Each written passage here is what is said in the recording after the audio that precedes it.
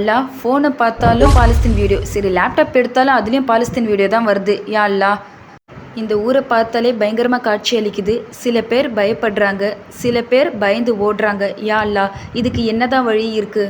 அல்லாஹ் நாடினால் அல்லாஹ் ஒரு நாள் மட்டும்தான் இந்த விஷயத்தை சரி செய்ய முடியும். நம்மளால் முடிஞ்சது அல்லாஹ் கிட்ட தொழுது துவா கேட்பது மட்டும்தான்.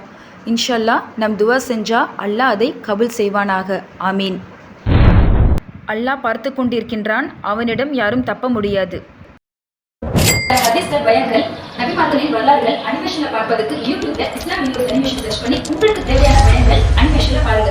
இது நம்ம சேனல் தான்.